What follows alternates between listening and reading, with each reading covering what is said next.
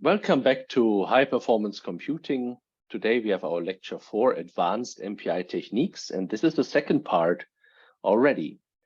In the first part, we learned a little bit about more advanced MPI techniques, as the lecture, of course, suggests. That means we looked a little bit between differences of blocking versus non-blocking communication in MPI. And then also the idea of using different types of communicators. Many of you probably remember, we had always the idea of using this MPI world, always the world of all the processes which we have available in an MPI application, which is very useful for many ideas. But when it comes to some specific ideas in some of the simulation science applications, we would think that some communicators could help us much more when we would be able to just address in a message exchange really a couple or a subset really of these processes.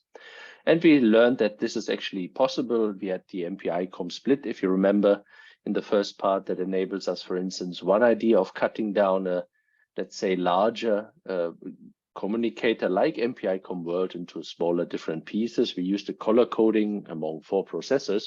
But of course, it could be many ways how you basically split them.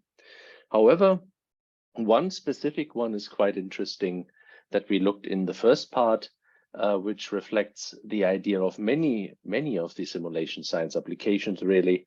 And this is a specific support of using a so-called Cartesian communicator.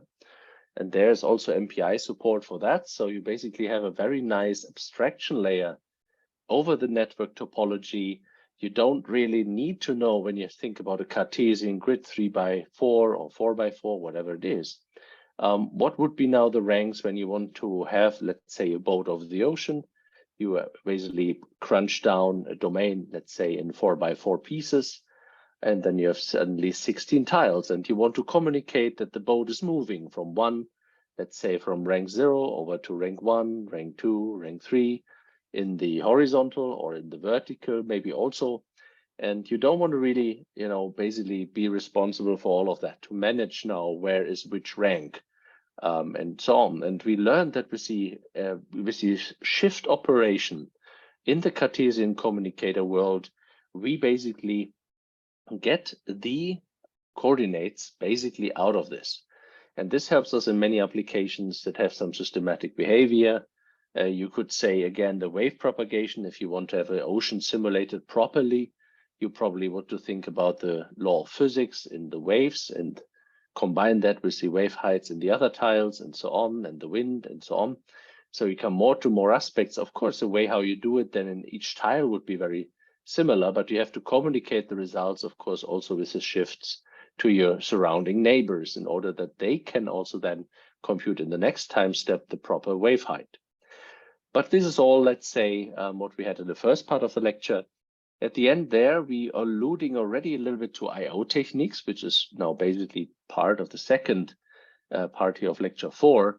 But we said, like, of course, it's all of that and scaling higher and higher, a Cartesian grid, which gets more and more dimensions, it has limits, right? As we also had in lecture 3 already with the speed up, where we saw some tail-offs in the strong scaling, for instance. Communication overhead. So communication overhead by more MPI operation stretched across a high number of thousands, of course, can of course make a difference. And then we had several examples how really the network hardware topology could help there. We have seen that basically, of course, when you look in a typical node example with, let's say, 4 GPUs that we had with A100, there would be a couple of connections to the network, but that's just one part of the story. You have then go further and think about what is actually happening on the switch level, what is on the higher level basically happening, because basically we know that every processor basically is connected to every other, could send information to any other.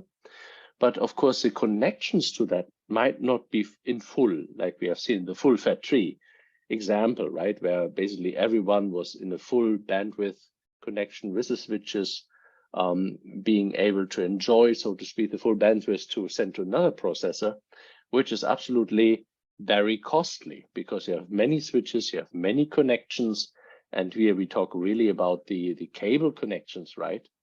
And this refers also to the price of the HPC system.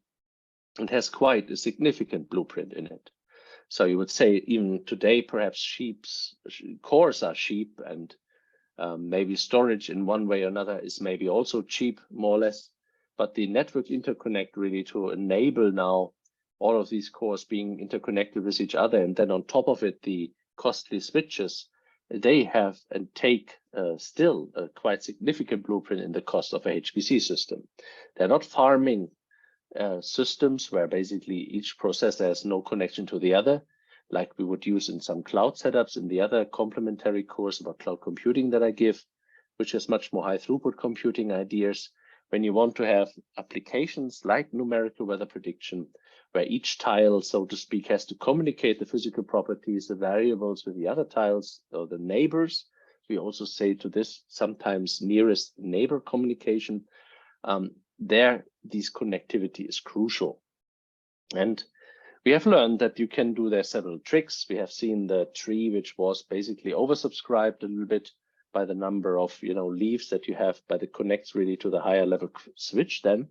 But of course, there's some practical test of time and let's say lessons learned how you can operate this HPC system, still reducing some costs. So still making it, of course, high performance, but instead of having a full fat blown tree with everyone, there are several different elements where you think that many of the communication might be more regional.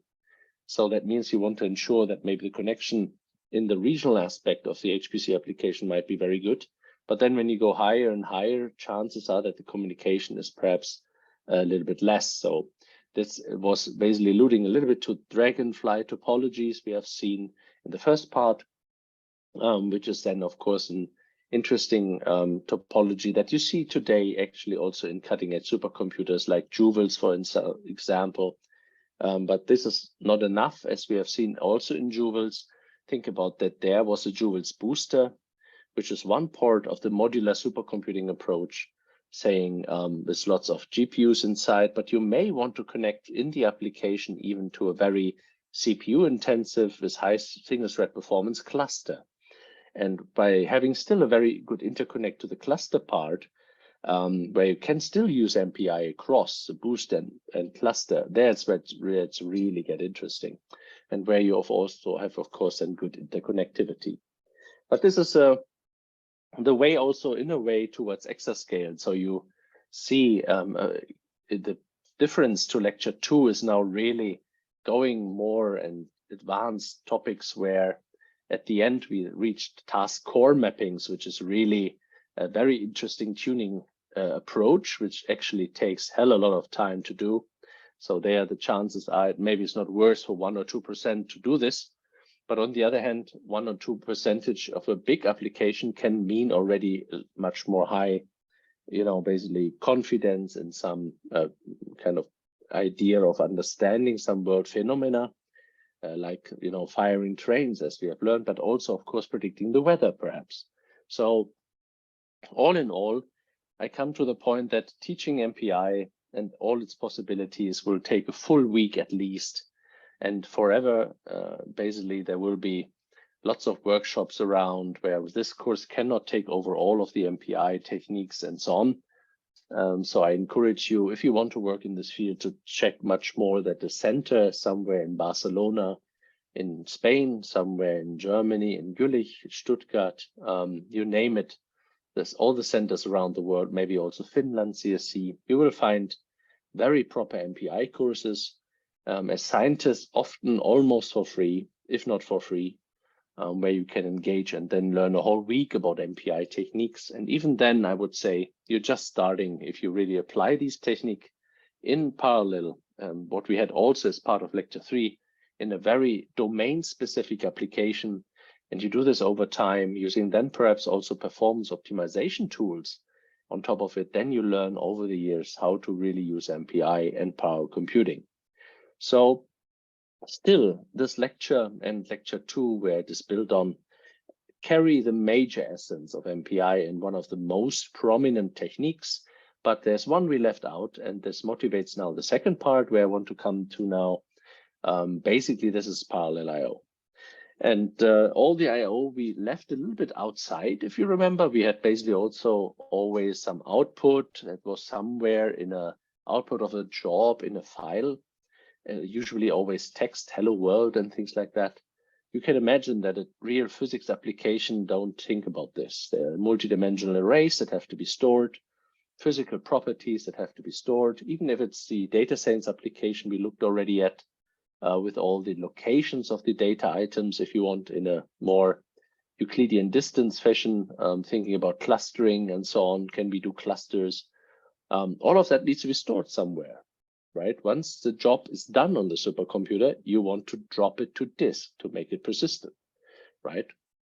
So hence, we have to shift the view again, if you want. And the one shift we did was, of course, the interconnectivity between the nodes the last time, which is already part of it, because I/O will also take care of some of this network interconnects, but we'll also shift the view much more to the data part here.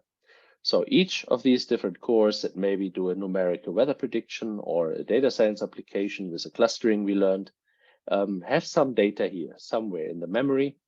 What is now when the job is ending? So I don't want to have a hello world. I want to have some data set that shows me the basically weather prediction for the next 3 days. So how in the world should I do this? Especially if we think now we're doing high performance computing. So we not stopping in one or two of these cores, dropping a little bit their own files and be happy. Here we think about scaling this up, as you have seen in lecture 3 with all the weak scaling and strong scaling plots, right? So here we talk about 500,000 cores want to drop their status to disk. Now, when you want to do this ideally all in one file, how we actually do this? And basically, why not everyone or every one of these cores is doing it locally and store their files, having now 500,000 files to deal with? So basically, this is something which is something we will learn now. Obviously, there's lots of things happening. You would say that today HPC here and there takes even cloud computing, big data aspects. We have some interesting research projects where we even think about more or less different tiers of storage architecture, where we don't have just basically the I/O and memory and the computing and so on, and the registers. You would even think that people now combine things like object storage, also more and more in HPC, and different levels of malleability that we, for instance, do in the Admire research project. But still, the point is that we focus here a bit on MPI and its I/O capabilities, right? While other courses like the complementary course in cloud computing will talk much more about all of these bucket stores that maybe actually still can be useful also in HPC, but are not so tightly integrated yet. And there's research along the way on this. But these are concepts we talk more in the cloud course, if you're interested in that. Here we're really thinking about I/O, and we have more and more applications that are actually indeed I/O bound. And it means that the whole execution, the cores, we have more and more, they're getting cheaper and cheaper, so we can apply more in cores. But what still remains is the bottleneck, if you remember Amdahl's law a bit in the serial limits, more or less, the I/O might be very serial, so this actually dominates the overall execution time. I cannot parallelize it even more. So we have more I/O dominant application, and there, of course, the I/O performance, having parallel I/O is crucial for overall performance, and that's what we want to do as part of the second part. So, and you can imagine this is time-sensitive factors. If you already allude to one of the earlier lectures, I said memory is the most performant. It's not completely true. We know cache and registers, they're the highest. But if you think about some abstraction level, you would say the memory is now the one that is compared to disk of very valuable and very high performant, but extremely limited in size. And the reason is obviously also because it's very expensive, but also a different technique. And when we now have to do this and really drop things to file, what matters is really a little bit the underlying file system, really. Now you can think about that for a normal file system that you have maybe on your laptops, you have Windows, which is file systems. You have basically Unix with inodes and so on. If you basically in the Linux derivatives world, this is all interesting and interesting file systems, important. And some of these basic concepts are always basically also in the parallel file systems we will explore. But this is now the questions that no matter if you are in distributed memory or shared memory world, in some point in time, you need to drop things to disk to make it persistent, put into an analysis for visualizations, for papers, for reports, for decision makers. So it needs to end sometimes on disks and so on. Eventually even on archives if you have to preserve it for 5 years or something.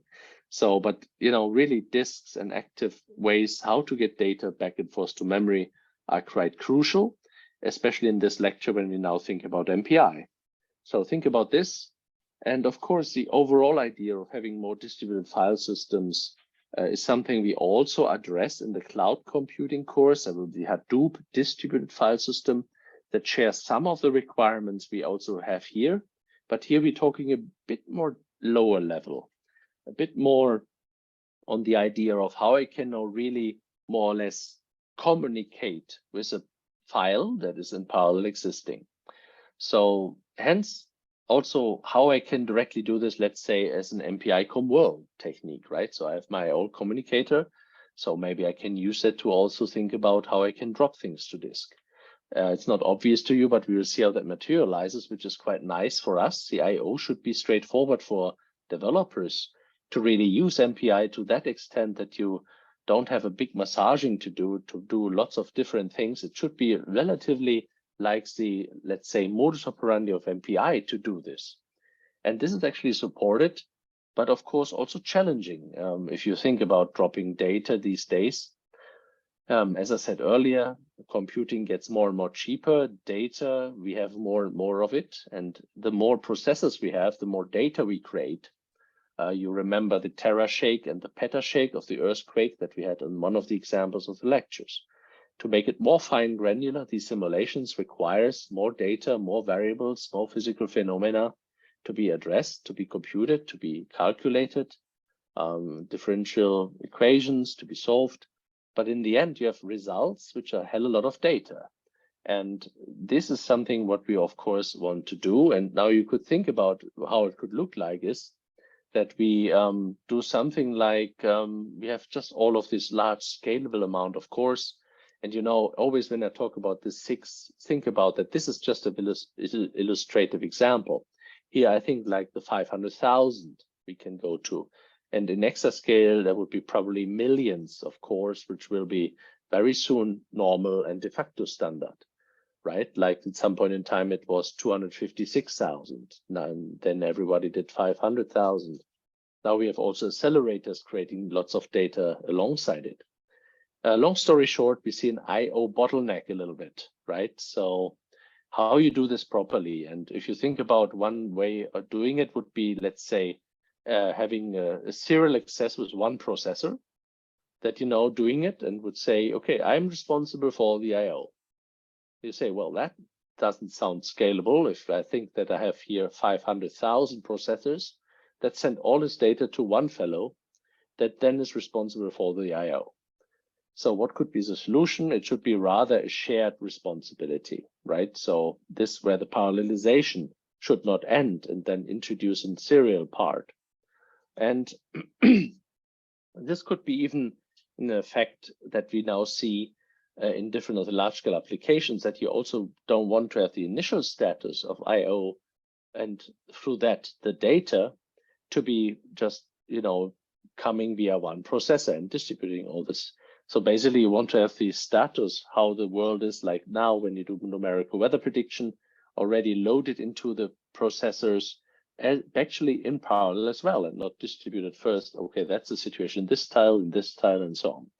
And perhaps with the granularity we see today, that would be even not possible, right? Because the memory has limits. So we cannot have basically whole Europe maybe simply in a couple of cores and then one core, basically responsible for all the data. It requires also lots of memory. Hence, the shared access to files would be important. The question there still, would it be multiple files? And why should be multiple files? Is that useful? So we will analyze a little bit these different I/O patterns, the files, processes, but it also reflects really how MPI could use this I/O, and always thinking also in context, of course, of computations, which would be also the main part of it. We want to compute, and then I/O should be not the major bottleneck here. So coming a little bit to the parallel file systems concept, you see basically you have the combined bandwidth. You think about there's just one file you have to deal with, but in a way it's hidden from the user that it's a bit distributed again, of course, right? So the access would be nice. You would have a single file, but definitively it would be organized and optimized for concurrent access to disks, which basically is underneath having some smart way of doing it. I will describe it a little bit later. And then you basically can now thinking about, although me as a developer would say it's just one big file, but of course this is a theoretical viewpoint, make it easy for developers to adopt this, while of course a real element is that it's basically in different parts on disk. And the cloud computing course has also much more on the kind of troubles that usually go with it. In the parallel computing world, we are a little bit less, let's say, having problems with this because it's one big integrated HPC system. And with this, a relatively high, let's say, confidence that the system will be available, but usually would have some disadvantages, of course, that when a disk fails during the computation, it's hardly that you can get, around that. So you probably have to restart the simulation. And, there are rates, levels that you can usually apply and so on, especially when you store the data later. And these are all concepts we look rather in the cloud computing course, right? So here we rather talking about the real interaction to disk, when the computing happening, how I store to disk, or before the computing happens, how I can load from disk in parallel, which is then the parallel I/O that actually is offered from the MPI standard. Hence, obviously, in the global picture, and that's what I want to convey with this couple of more higher level pictures, before we dive into the lower levels, think about that the whole storage approach needs to be thought of clearly. Also, when you think about that, even if the long run saving data is more on tape archives bring those data, especially if a very small number of files, and many of them, very small files, but let's say thousands of thousands, to migrate those all out of the tape archive will take a long time. So you cannot use tape archives as a solution for petabytes to be very active, thinking about disk and access to HPC applications. This is rather archiving. In the cloud world, we would call in Amazon, AWS, for instance, this a glacier, services around this. But here we talk much more the really active access to storage, and all other concepts are a bit more in this cloud computing course, which is complementary to this course. So coming back now to concrete elements in HPC. So for a long time, the GPFS dominated the space alongside Lustre. Both of them are very good parallel file systems. In recent days, also IBM has revised its strategy, canceled some of the HPC systems, and with this also introduced essentially the IBM Spectrum Scale and others, which are now considered to be the big data / idea of how to work with data at large scale. And inherently, this GPFS is a file system that was on many of the EVM systems in the past, obviously, but then nowadays we see also a strong Lustre system being really carried by the community. So this is a more open source system origin, basically initially by Sun and then by many different systems. But nowadays you would say really it's an open source community and getting more and more stable, basically, and many broad usage of it contributes to it. In the past, there was also the PVFS. I think this gets more less and less known as basically Lustre, and then of course also the commercial solutions from IBM basically dominate the market. right? So hence there are these parallel file systems around that basically support specifically the concurrent access to files, right? The concurrent access to files is important to understand how really different processes at the same time in parallel can access a file. And you can make an experiment on your own laptop if you want. If you open it, the text file maybe in one editor, let's say just a text file maybe in the text editor, and then you want to open this text file in Word or another system, what you like. You will immediately see that your laptop has some trouble with that. It would say, well, this is already opened in the other file. You don't want to overwrite what you did in the other. So hence, it's a different modus operandi to let different processors access, or if you want to be concretely, maybe we should use the word processes.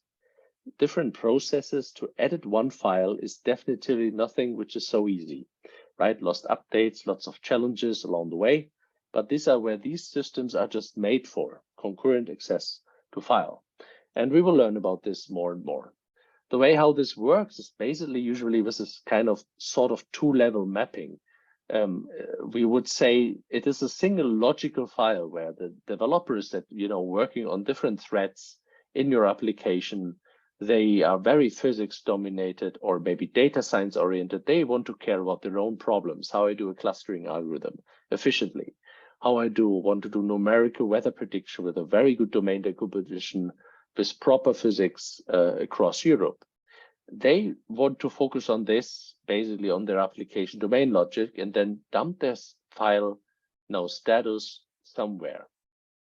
This logical file enables us then to make it easy for developers to think that they store everything to file, while in theory, this is true. The practice shows, of course, this big one file that you would scale up here across many different nodes in a big system, in a big simulation or application would be just the first level. The second level is indeed, there's still multiple IO nodes and storage devices that would be responsible for storing parts of this file to make it scalable, right? And this is now the way where a little bit also MPI comes in. It is beautifully implemented in the MPI that for developers is relatively straightforward to actually access a single logical file, to write in it, even if the lower levels say, we have different blocks of this different application. So you see basically writing all in this different logical file at different points in time, perhaps, while then the lower level of this parallel file system will make sure to have different IO nodes where this all parts and blocks are stored, which is a very important part of it. So this two-level mapping enables us to decouple a little bit from this underlying really IO nodes where the data is stored. Sorry, and then basically is a so-called striping technique. So something that you also can influencing. If you are an administrator, you basically can adjust the striping factor or units. That could be meaning something like number of disks, how large should the block size of all of these file parts be. But it's basically a splitting technique where you want to basically have to be able to drop it to more and more disks as you basically scale up. And in fact, if you want, this is a more and more, alluding to a typical general computer science technique. So we'll find many areas in computer science have adopted the striping technique, which is not a magic here. For us, it's quite nice that, of course, the systems support this technique. And in MPI, you have even possibilities to hear a little bit about this. We will talk about this, how this works, that you really know a little bit about the low level. The idea generally is, of course, not to do so because MPI is abstracting from this, but you can imagine with some hints in MPIO, knowing exactly how the disks are stored, how the IO is mapped, can help you in some applications to do some optimization, of course. And with this, this is something which is already advanced MPI programming, you would say. But it's also nice that this is a little bit supported with the MPI hints. So summarizing this a little bit, so parallel parallel file access. What do I think about this? And how do I start thinking about this? In the sequential file system world, in Unix, you have the file control block, aka inode. Some people have heard from it, especially those which are in Linux derivatives or Unix file systems, and you have a file name. In the parallel file system, you would rather think about IO nodes that have different blocks, right? And every file basically has then this FCBs, this file control blocks on every IO node, and actually needs it, because this is still the management block. So you need a block that knows where is which part of which file, right? So this is definitively needed. And if you stretch across different nodes in IO, obviously you need more of those. And the way how you can access them, work with them, is something which basically these parallel applications do very well by using the parallel file access with these parallel file systems. And they have some ways how they basically enable us to get the file control blocks, and this goes already very technical, one level lower than usually basically even the MPI programmers would think, than to really maintain this logical file over distributed directory structures and everything basically from the file world that you can basically relate to as an application developer, basically then to the world of blocks, where it's then in the parallel world created. The file creation is then basically still, when you use MPI, very similar, right? You create files, you work with files. So the only question that comes in your mind is, when I do this now on scale, and using the striping pattern, what about the sequential consistency when I write, right? With all of this, this kind of idea that at some point in time when I write it to disk, doesn't it matter which processor is the first, and what results are written? And of course, there are different possible solutions. And that's what I said with the experiment on your laptop, right? You would say locking entire files. That's what the experiment. So in the end, your laptop will actually be one good example of this, and will say it prevents parallel access usually completely. You can do it, of course, but then you've lost updates from the other text editor. And then you can have partitions of the file or consistency semantics, which are a bit more relaxed, so that in the end, the application developer would be responsible. But these are all different areas where you have to think about when you think about parallel IO. And this is something where you will write in some range of locations usually, which basically now needs to be thinking how this is all addressed in parallel IO. Luckily, there's something called file pointers, and this brings us back to MPI and how we work with it.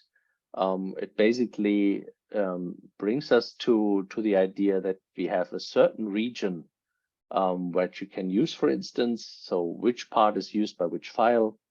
Then we can have skipping and seeking some locations within these files, and then writing in this part. In shared memory, that's quite often used. The file pointer needs to be updated a bit, and so on. But yeah, basically separate file systems, file pointers, are basically the idea, which is a bit more of an improvement. And having specific offsets, which is now one of the techniques, is basically an important factor in all of that. And this shows you more something which I will be alluding to in a couple of minutes again. But the optimizations that you have here, hardware, of course, relate to it. That one part of MPI is really also MPIO techniques. And they will use this MPIO for different areas, still underneath, of course, using all the network topologies, what we discussed the last time.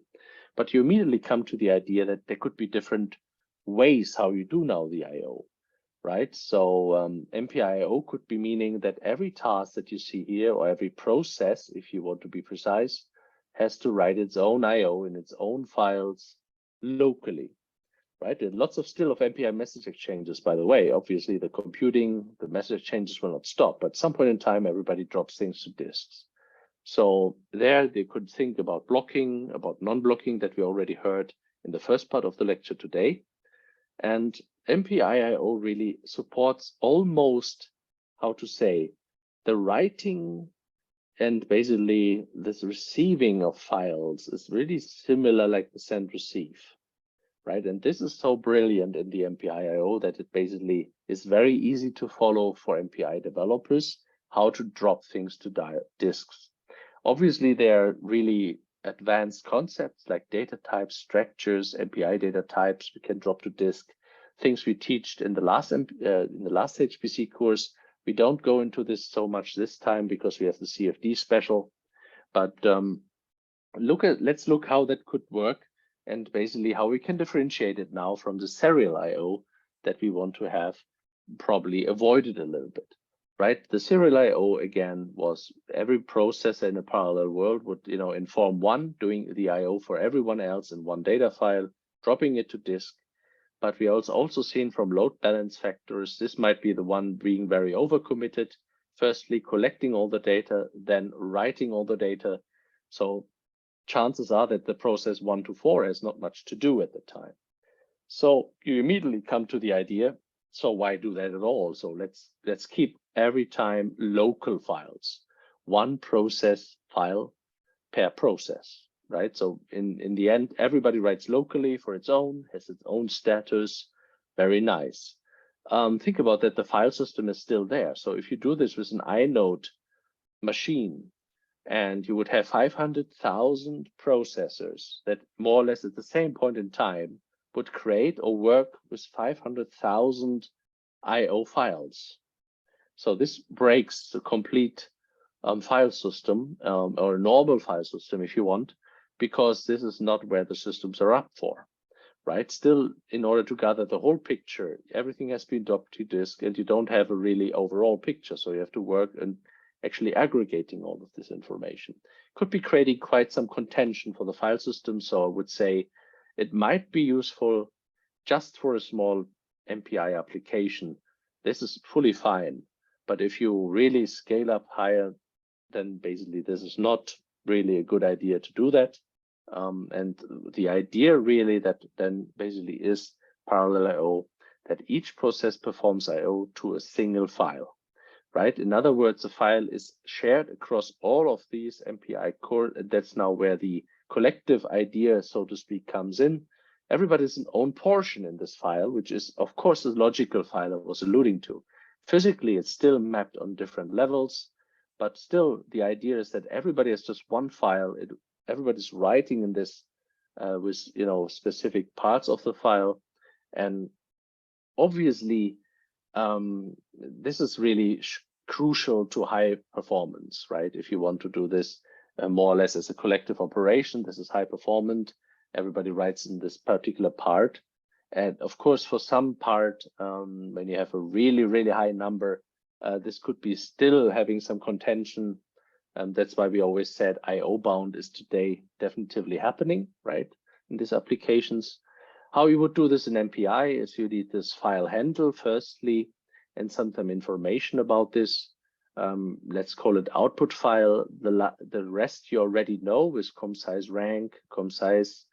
We have the MPI init and the MPI finalize, real MPI region, and then we create basically this interesting, info about this file. We open this file with the option of MPI mode create this file and read and write access, and having this file handle that we get back, right? And this file handle would be now crucial once I open this file with a file name in order to do something with it. And you see you have a MPI file write ordered where you write in a very rank oriented way in it. And then also write the file in the file buffer, which is not rank ordered. But all what is taken away in this is also for you, it's all binary, right? So if you look now in a file that is written by this MPIO, and this is of course all binary, so you still have to think about to get different viewers to really interpret this. At the end, you should close this file handle, and then basically you see that over the amount of ranks, they all can access this particular part of the application. How you access it, how you write it is of course a bit application domain substance. And also alluding to something I want to do in the last couple of minutes here. Usually how it happens is that it's not like what I just explained with the application, the parallel file system and the real hardware. If you really look closer how it is used today, you would say you have this high-level I/O library that you already basically have in terms of your application data setup. You would say hierarchical data format is an example, netcdf, where you have your arrays, your way of maybe storing a hierarchical, which is a file system if you want in a data format. This is already how you work with your application. And then you use MPI conveniently for dropping this to disk via the parallel file system in order to land really on the I/O hardware, right? So hence we have a much more fine-grained way of abstracting from all of these steps. And one of the example applications that we have in this area is, for instance, that I want to give as an example here, where we have the hierarchical data format to store all the locations of all these points, right? If you remember, these are data signs, data sets, which is not so important what it is. I told you we have examples of the Bremen inner city based on a point cloud that was given by laser scans. But you can also do here basically the human brain cuts of the human brain, which have some different cells that we basically can observe as data items if you want, alluding a little bit to this idea here. And then the density of the points, if a human looks at it, is different in all these cortical layers, interestingly enough, enabling us to cluster those differently. And the DBScan algorithm that we have here, HP DBScan, developed by one of my brilliant HPC PhD students in the past, Markus Götz here, was basically to enable a clustering in high performance, adding more cores of the space, obviously doing all the tricks you already know, domain decomposition smartly, not just on a, let's say, Cartesian, nice block, but rather thinking about the amount of work with the cost heuristics. And here you see the overall structure of the program that you can look in. But long story short, at the end, what we see is basically we put everything into HDF5, and you load the location of these data items, you perform the clustering then obviously in memory.